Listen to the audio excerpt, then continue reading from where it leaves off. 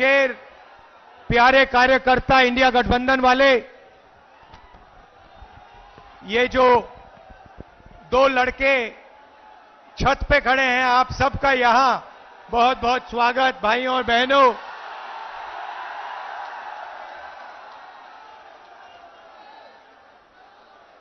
Press के हमारे मित्रों, सबका स्वागत।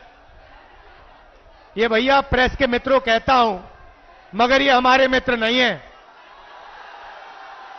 ये अदानी के मित्र हैं। 24 घंटा कभी अंबानी जी की शादी दिखाएंगे, कभी नरेंद्र मोदी जी का चेहरा। आपने मोदी जी के इंटरव्यू देखे हैं आजकल? देखे? वो 4-5 चमचों वाले देखे? अखिलेश जी से सवाल पूछते हैं, उल्टे सीधे सवाल पूछते हैं, मुश्किल सवाल पूछते हैं। प्रेस कॉन्फ्रेंस में मेरे से कोई भी सवाल पूछ लेते हैं, मगर नरेंद्र मोदी जी के इंटरव्यू में 4 चमचे बैठते हैं और नरेंद्र मोदी जी से पूछते हैं, प्रधानमंत्री जी आप आम कैसे खाते हो? आप आम को छुरे से काट के खाते हो, छील के खाते हो, या फिर चूस के खाते हो? नरेंद्र मोदी जी कहते हैं,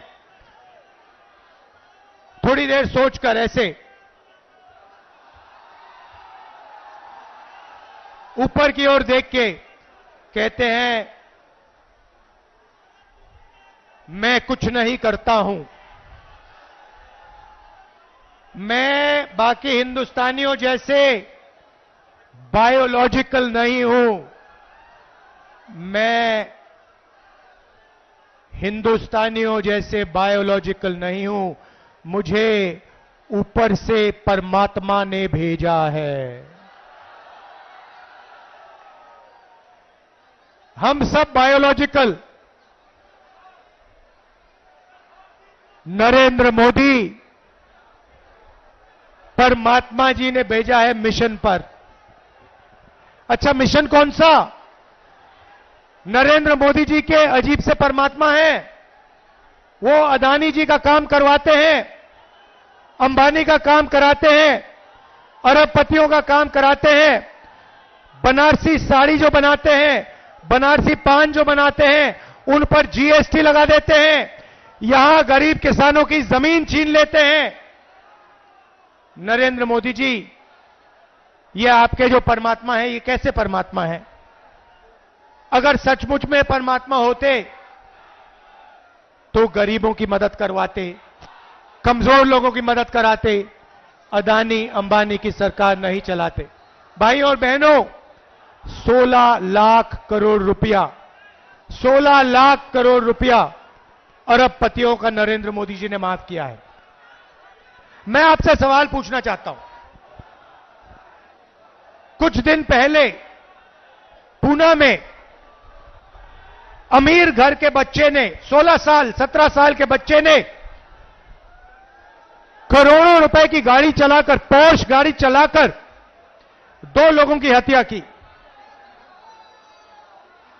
कोर्ट ने उस बच्चे को कहा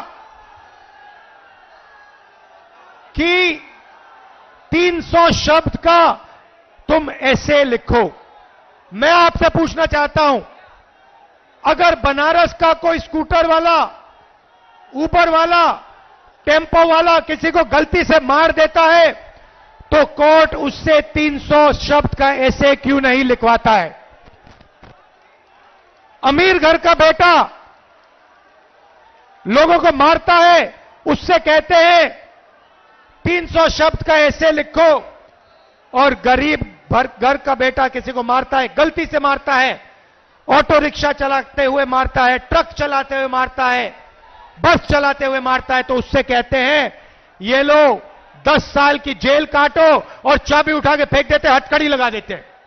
यह है नरेंद्र मोदी का हिंदुस्तान, अरबपतियों का। इसमें गरीबों से बिना पूछे जमीन ली जाती है, सही रेट नहीं दिया जाता, अरबपतियों का कर्जा माफ होता है, गरीबों पर जीएसटी लगता है और जो भी सपना अमीर लोग देखना चाहते हैं देख सकते हैं और गरीब लोग गरीबी में फंसे रहते हैं। उन्हीं चमचों ने नरेंद्र मोदी जी से सवाल किया, कहते हैं नरेंद्र मोदी जी कहा जा रहा है कि हिंदुस्तान में अमीर लोग अमीर होते जा रहे हैं और गरीब लोग गरीब होते जा रहे हैं, इसके बारे में आप क्या सोचते हो? नरेंद्र मोदी जी ने 20-25 सेकंड सोचा, ऐसे सोचा,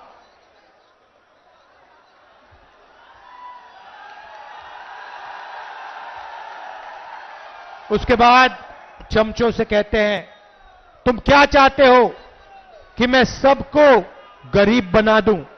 नहीं नरेंद्र मोदी जी, हम चाहते हैं कि जो सुविधाएं अमीर लोगों को मिले वो गरीबों को मिले। जो बैंक लोन उनका माफ होता है वही बैंक लोन छोटे व्यापारियों का माफ हो, वही बैंक लोन किसानों का माफ हो, वही बैंक लोन स्टूडेंट का माफ हो। जो उनके लिए आप करते हैं वो गरीबों के लिए आप कीजिए, ये हम चाहते हैं। भाइयों और बहनों, इंडिया गठबंधन ने मन बना लिया है, इंडिया गठबंधन ने मन बना लिया है। इन्होंने 16 लाख करोड़ रुपए अरबपतियों को दिए, अब हम लाखों करोड़ रुपए हिंदुस्तान के गरीब लोगों के बैंक अकाउंट में डालने जा रहे हैं।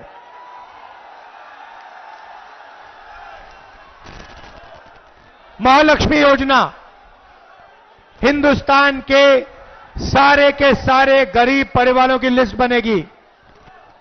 हर परिवार में से एक महिला का नाम चुना जाएगा।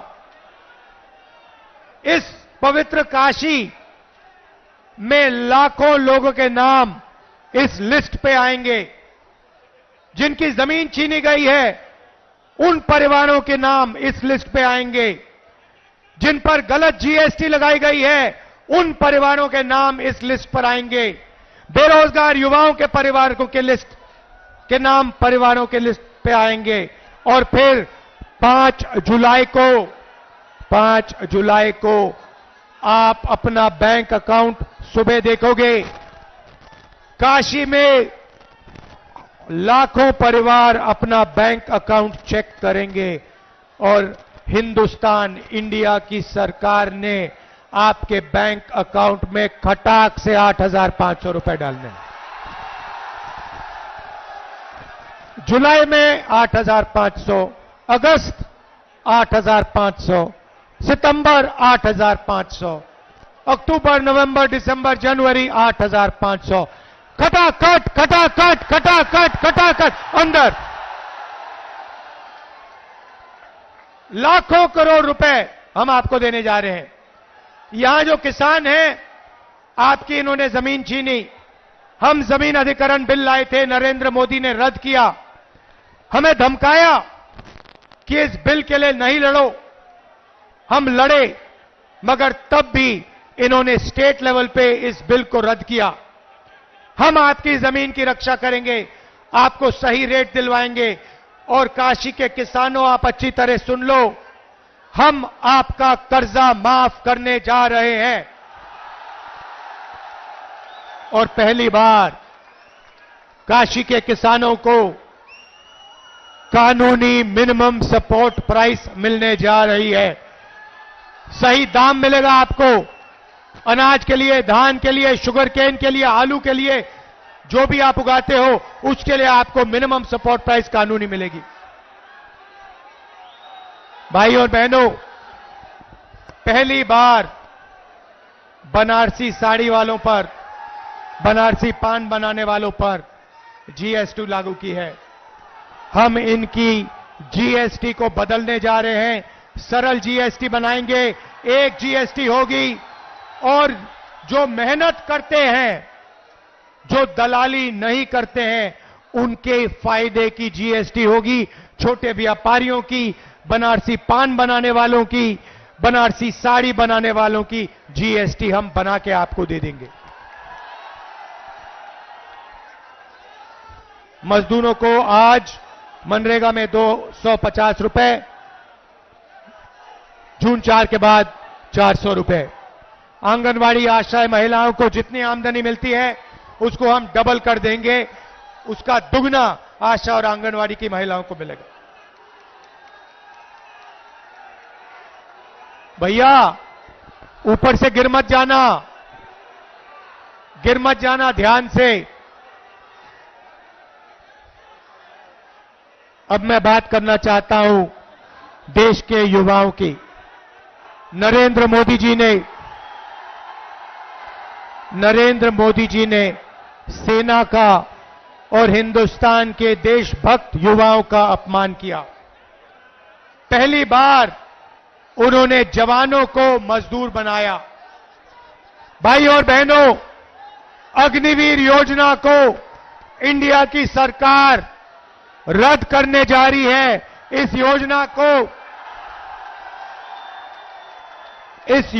को 4 जून के बाद इस योजना को हम ऐसे फाड़ कर कूड़ेदान में फेंकने जा रहे हैं।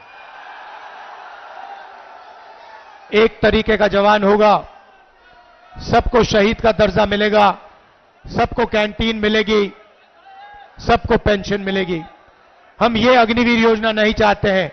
अग्निवीर योजना के माध्यम से नरेंद्र मोदी जी चाहते हैं कि अमीर घर के बेटों को, बच्चों को पेंशन मिले, शहीद का दर्जा मिले, कैंटीन मिले, परिवार की रक्षा हो, और गरीब घर के बच्चों को कहा जाए, शहीद होने के बाद उनके परिवारों को कहा जाए कि हिंदुस्तान की सरकार आपकी देखभाल नहीं करेगी, आपको पेंशन नहीं मिलेगी, आपको शहीद का दर्जा नहीं मिलेगा। ये योजना बेकार की योजना है, नरेंद्र मोदी जी की योजना है। इसको हम खत्म करने जा रहे हैं, कूड़ेदान में फेंकने जा रहे हैं। बेरोजगार युवाओं को हमारा पहला काम 30 लाख सरकारी नौकरी देने का होगा। खाली पड़ियां आपके हवाले कर देंगे। भाइयों और बहनों, सच्चाई यह है कि नरेंद्र मोदी जी ने नोटबंदी की,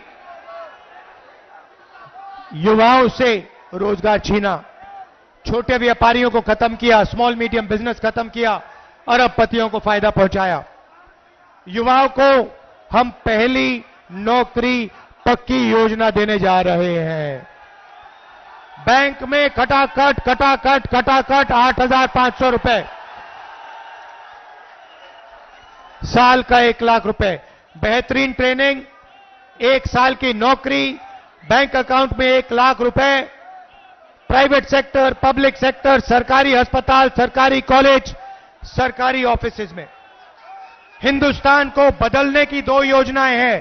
पहली नौकरी पक्की, महालक्ष्मी योजना। भाइयों और बहनों, इसके पीछे सोच है। उन्होंने अरबपतियों के बैंक अकाउंट में पैसा डाला, अरबपतियों ने इस पैसे को अमेरिका में, जापान में, दुबई में खर्चा। हम आपके बैंक अकाउंट में पैसा डाल रहे हैं, आप इसको काशी में, वाराणसी में, उत्तर प्रदेश में, बाकी प्रदेशों में खर्च करोगे, शहरों में, गांव में खर्च करोगे। T shirt, shirt, pant, mobile phone, जूते, मोटरसाइकिल, स्कूटर, मोबाइल फोन, ये चीजें खरीदोगे। जैसे ही आप ये प्रोडक्ट्स खरीदना शुरू करोगे, वैसे ही हिंदुस्तान की अर्थव्यवस्था शुरू हो जाएगी। फैक्ट्रियां एक बार शुरू हो जाएंगी, मेड इन इंडिया होगा, मेड इन चाइना का मुकाबला होगा, और उन्हीं फैक्ट्रियों में हिंदुस्तान के करोड़ों युवाओं को रोजगार मिलेगा। हम हिंदुस्तान की अर्थव्यवस्था को जंप स्टार्ट कर रहे हैं, चेन बना रहे हैं। गरीबों के बैंक अकाउंट में पैसा डाल रहे हैं, किसानों के बैंक अकाउंट में, मजदूरों के बैंक अकाउंट में, महिलाओं के बैंक अकाउंट में, बेरोजगार युवाओं के बैंक अकाउंट में पैसा डाल रहे हैं। आप ये पैसा खर्च करोगे, फैक्ट्रियां चालू हो जाएंगी, मेड इन इंडिया होगा, इन्हीं फैक्ट्रियों में आपको रोजगार मिलेगा। हिंदुस्तान की अर्थव्यवस्था खटाखट शुरू हो जाएगी।